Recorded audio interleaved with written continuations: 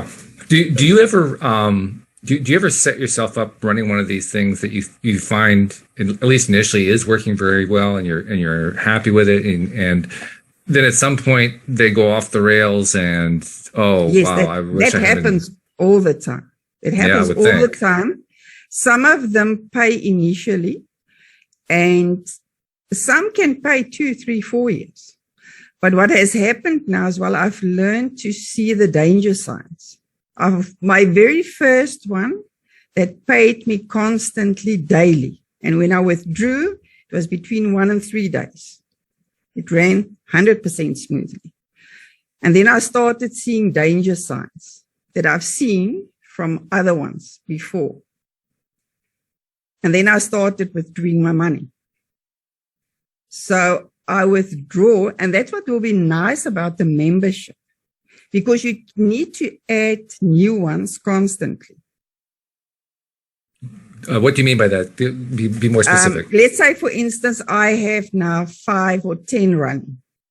I keep watching those. They're working. They look real, everything.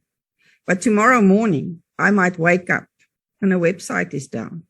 There's nothing I can do about it. And that's why I don't market them. Now, in my affiliate membership, I'm going to show them every month a new platform.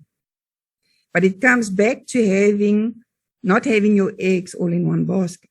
Right. So I said I would rather have 50 of them with $3,000 in them than having one.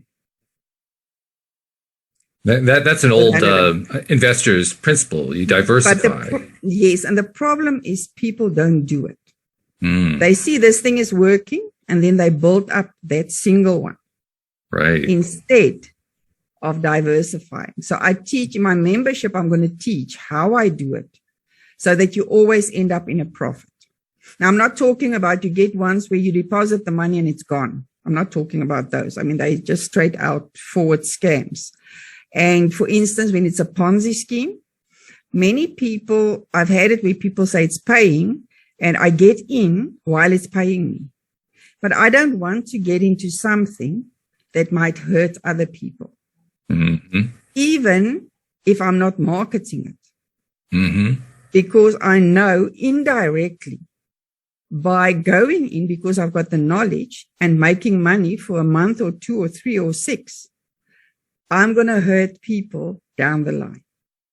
So I don't do those either. So when I do one, it's because I believe it's real. And if I see the danger signs, I start getting out. But by that time, I've made my profit. And I've put some of that profit into a new one. So I keep adding new ones so that in case one goes down, I have more. But at this stage, I've got more platforms and not enough money.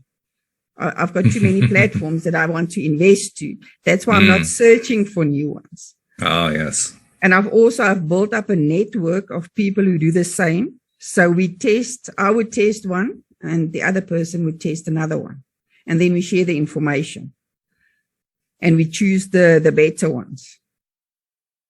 And I'm kind of guessing here because you hadn't really said it specifically, but I'm gathering that when you do find one that you've been investing in and you've shared it with others and you're finding that it's going down the tubes, you're letting everybody else know about it too. You're saying, oh, I'm getting out of this.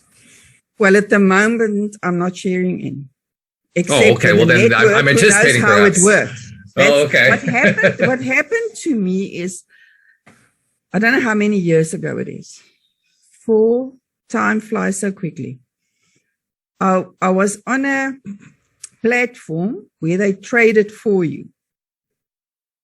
Now, at that stage, I did not have the knowledge to know that a regulated platform, that's one of the other things. If they say they're going to trade on your behalf, you stay away. They're not allowed to do that.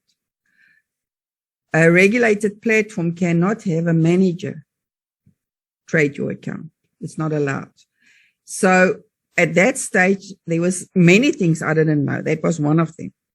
But I put my money in, and what I always do is I put, let's say, $200 or $500 or $1,000. At that stage, I think it was $250.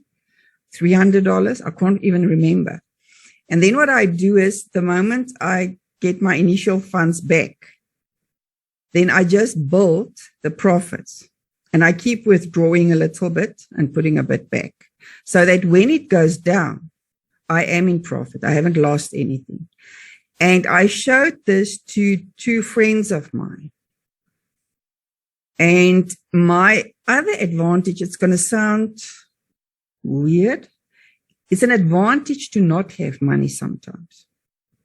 I think because I didn't have the money when I searched and tested these things, I've lost less money than somebody who has money. And at that stage, they said, I can't even remember what amount, let's say 10,000 Rand. If you had it, would you put it in? And I said, I don't know. I can't advise you on that. I don't know what I would have done. All I can tell you is stay calm. Don't be greedy, because the greedy thing is another thing. The moment you become greedy, they catch you. You have to have a system where you do these things unemotionally. And that's what I like about the robot part, is the fact that it takes emotions out, even in the trading. Because trading is 90% emotions and only 10% technique and knowledge. I mean, what moves the market? I don't know if you know, what moves the market is emotions. Nothing. Oh, sure. It's only emotions that moves the market. And as a trader as well, 90% is emotion. You can have all the knowledge and all the tools and techniques and everything. If the psychological part is not there, you're not going to keep that money, even if you make a lot. Now, these 2 friends of mine went in. I don't even know. I never asked how much they put in and how much they lost. But these guys scammed them. And that's where I decided I'm never going to market these things. Never.